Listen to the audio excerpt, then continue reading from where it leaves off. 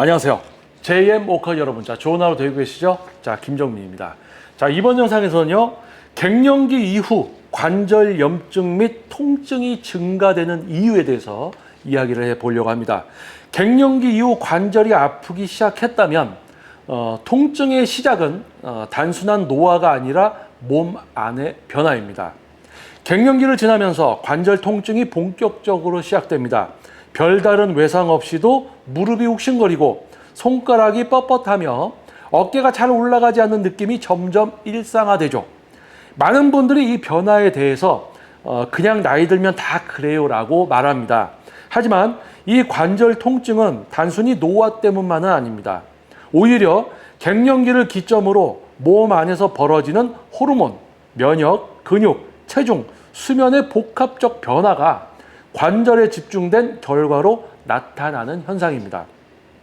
그리고 이 변화는 남성과 여성 모두에게 나타나지만 원인과 경과는 분명히 다릅니다. 오늘은 갱년기 이후 왜 관절 통증과 염증이 증가하는지, 그리고 남녀 모두에게 어떤 식으로 다르게 나타나는지 살펴보도록 하겠습니다. 자, 영상 끝까지 시청 부탁드리겠습니다. 호르몬 변화는 관절 염증의 방아쇠가 됩니다. 여성은 에스트로겐 급감으로 관절을 보호하던 염증 억제 시스템이 약화됩니다. 이로 인해 손가락 관절, 무릎, 어깨 등에서 만성 통증이 자주 발생합니다. 남성은 테스토스테론이 서서히 감소하지만 이 역시 근육량 감소 및 관절 안정성 저하로 이어져 결국 관절 통증을 유발하게 됩니다. 남성은 고관절, 허리, 무릎 통증이 더 두드러지게 나타납니다. 즉, 남녀 모두 호르몬 변화가 관절에 직접적 영향을 미치며 여성은 급격하고 면역성 통증이, 남성은 점진적이고 기계적 통증이 특징적으로 나타납니다. 연골과 윤활액의 감소는 마찰을 증가시킵니다. 관절은 뼈끼리 부딪히지 않도록 활액, 윤활액과 연골이 완충 역할을 합니다. 하지만 갱년기 이후 세포 회복력이 떨어지면서 이 기능이 약해지고 결과적으로 뼈 마찰, 충격, 염증 반응이 나타납니다. 이 부분은 남녀 공용이며 특히 무릎, 고관절, 손가락, 어깨에 빈번하게 발생합니다. 조용히 진행되다가 어느 날 갑자기 움직일 때마다 아프다는 느낌으로 나타나게 됩니다. 근육량 감소는 관절을 무방비 상태로 만듭니다. 갱년기를 지나면서 자연스럽게 근감소증이 진행됩니다. 근육 감소죠. 근육은 단지 힘을 내는 부위가 아니라 관절을 감싸고 보호하는 방어막이기도 합니다. 남녀 모두 운동량이 줄고 단백질 섭취가 감소하며 이 근육의 보호 기능이 약해집니다. 결국 관절은 불안정한 상태에서 하중을 직접 받아야 하는 구조가 되고 작은 움직임에도 통증이 쉽게 발생하게 됩니다. 이때의 관절 통증은 깊고 묵직하며 회복이 더딘 특징을 보입니다. 체중 증가와 대사 저하로 인한 관절 하중이 증가됩니다. 갱년기 이후 기초대사량이 줄고 지방이 잘 쌓이는 체질로 바뀝니다. 여성은 복부와 허벅지, 남성은 복부 중심으로 체중이 증가하는 경향이 뚜렷해지며 이는 곧 관절 하중 증가로 이어집니다. 특히 1kg의 체중 증가는 무릎에 3에서 5kg의 하중으로 작용하기 때문에 작은 체중 변화도 관절 염증을 유발하는 큰 원인이 됩니다. 남녀 모두 무릎과 허리 통증에 민감해지며 체중 조절이 곧 관절 통증 조절과 직결됩니다. 수면 부족과 스트레스는 염증 회복을 방해합니다. 갱년기 이후 불면증과 기분 변화, 스트레스 민감도 증가는 흔한 현상입니다. 이는 남녀 모두에게 해당되며 회복 호르몬, 성장 호르몬 또는 멜라토닌 등 분비가 줄어들고 결국 관절 회복력이 낮아지게 됩니다. 또한 스트레스 호르몬인 코르티솔 수치가 높아지면 전신 염증 상태가 고착되고 이는 단순한 근육통이 아닌 지속적이고 만성적인 관절 통증으로 이어질 수 있습니다.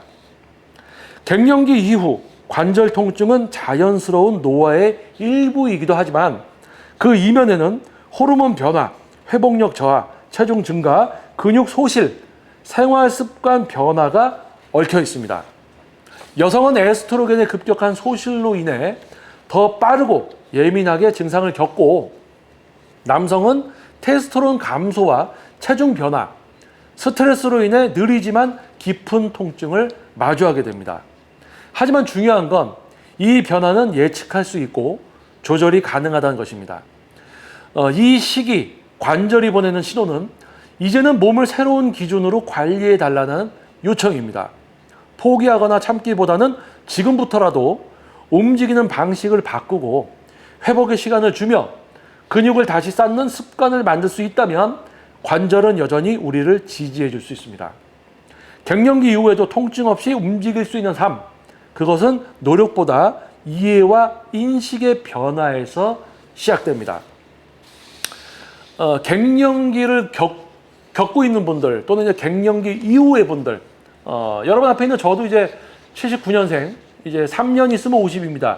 저 역시도 40대부터 50대 사이에 이제 오게 되는 갱년기 증상을 저 역시도 겪고 있습니다. 그래서 20대, 30대와는 전혀 다른 어떤 신체 기능과 피로도 이런 부분들을 경험하고 있는데요.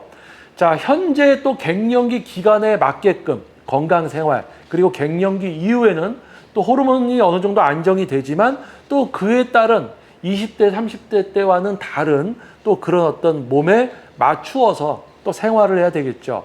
그래서 많은 분들이 갱년기를 겪고 있거나 갱년기를 경험하셨던 분들이 이제 나는 거의 나는 이제 끝났구나. 이렇게 자포자기하는 분들이 많다는 얘기예요. 그리고 갱년기인 분들에게 설명을 해도 또 나는 갱년기가 아닙니다라고 또 부정을 하는 분들이 있습니다. 하지만 갱년기라는 것은 누구에게나 오는 것이고 40대에 올 수가 있고 50대에도 있을 수가 있습니다. 그래서 남하고 비교하는 것이 아니라 나의 신체 기능과 불면증이라든지 이런 모든 부분들, 감정의 어떤 기복이라든지 이런 부분들을 평가해서 전문가의 도움을 요청하시고 또 전문 퍼스널 트레이너의 도움을 받고자 한다면 전문 트레이너가 평가를 해서 이런 생활의 개선과 이런 부분들이 있어야 된다. 그러면 그거를 따라주셔야 되는데 본인은 젊었을 때 하던 생활을 그대로 하려고 하고 지금은 이제 조금 더 휴식을 취하셔야 됩니다. 수면을 조금씩 늘리셔야 됩니다. 해도 똑같이 20대, 30대 때와 생활을 하려고 하면서